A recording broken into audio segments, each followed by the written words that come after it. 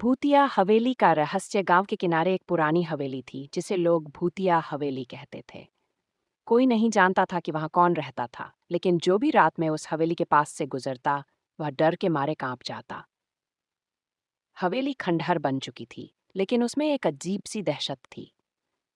गांव के बुजुर्गों का कहना था कि वहां कभी एक जमींदार और उसका परिवार रहता था, लेकिन एक रात किसी ने उनके पूरे परिवार को बेरहमी से मार डाला। तभी से उस हवेली में अजीब घटनाएं होने लगीं। रहस्यमयी चीखें और परछाइयां।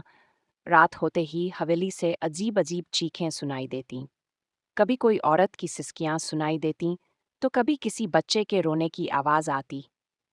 कई लोगों ने दावा किया था कि उन्होंने हवेली की खिड़कियों में अजीब परछाइयां देखी थीं।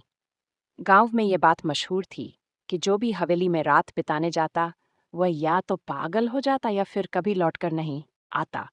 लेकिन कुछ नौजवानों को इन बातों पर यकीन नहीं था। चुनौती स्वीकार करना। एक दिन गांव के 3 दोस्त रवि, अमित और संजय ने तय किया कि वे इस भूतिया हवेली की सच्चाई का पता लगाएंगे। वे बहुत साहसी थे और भूत प्रेत की कहानियों पर विश्वास नहीं करते थे। गांव वालों ने उन्हें बहुत समझाया, लेकिन वे नहीं माने। उन्होंने रात में हवेली में जाकर रुकने का फैसला किया। भयानक शुरुआत। जैसे ही तीनों रात को हवेली में पहुंचे, एक अजीब सर्द हवा बहने लगी। दरवाजे की चौखट पर खून के धब्बे थे। अंदर घुसते ही एक अजीब बदबू महसूस हुई, जैसे वहां किसी की लाश सड़ रही हो। हवेली के अंदर एक बड़ा हॉल था, जहां जाले लगे हुए थे और लकड़ी की पुरानी कुर्सियां इधर उधर गिरी हुई थीं। तभी अचानक हवेली का दरवाजा खुद ब खुद बंद हो गया। तीनों चौंक गए, लेकिन उन्होंने इसे हवा का झोंका समझकर नजरअंदाज कर दिया। वे टॉर्च जलाकर हवेली के अंदर घूमने लगे। दीवारों पर धूल जमी थी और जगह जगह अजीब चित्र बने हुए थे। तभी एक कोने से किसी के हल्के हल्के सिसकने की आवाज आई। कौन है वहां? रवि ने हिम्मत जुटाकर पूछा, लेकिन कोई जवाब नहीं आया।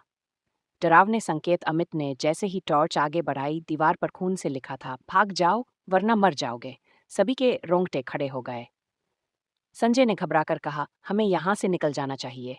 लेकिन रवि को अभी भी भूतों पर यकीन नहीं था। तभी अचानक हवेली के ऊपर की मंजिल से किसी के दौड़ने की आवाज आई। तीनों ने ऊपर देखा तो एक परछाई तेजी से सीढ़ियों से उतरने लगी। अमित ने डर के मारे टॉर्च गिरा दी। तभी किसी ने संजय के कंधे पर जोर से हाथ रखा। भूत से सामना। संजय ने जैसे ही पीछे मुड़कर देखा, उसकी चीख निकल गई। उनके सामने एक सफेद साया खड़ा था, जिसकी आंखें जल रही थीं और चेहरा डरावना था। वह धीरे धीरे उनकी तरफ बढ़ रहा था। भागो!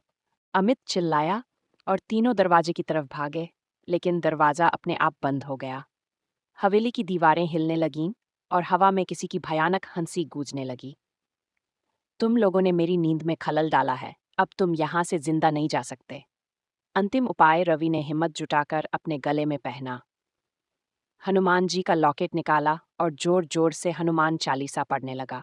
अचानक हवेली की दीवारें कांपने लगीं, भूत दर्द से चीखने लगा और एक तेज झटके के साथ गायब हो गया। दरवाजा खुल गया और तीनों किसी तरह भागकर गांव पहुंचे। जब उन्होंने पीछे मुड़कर देखा तो हवेली फिर से अंधेरे में डूबी थी, जैसे वहां कुछ हुआ ही न हो। लेकिन ये अंत नहीं था। अगली सुबह संजय को तेज बुखार आ गया। वह कुछ बोल नहीं पा रहा था, बस दीवार को घूर रहा था। रात में जब उसकी माँ ने उसके कमरे में झांका, तो वह कमरे के कोने में बैठा दीवार से बातें कर रहा था। वो वापस आ गया है, संजय फुसफुसाया। तभी कमरे की बत्ती बुझ गई और एक डरावनी परछाई उसके पीछे खड़ी हो गई। क्या आपने भी किसी भूतिया जगह का अनुभव किया है?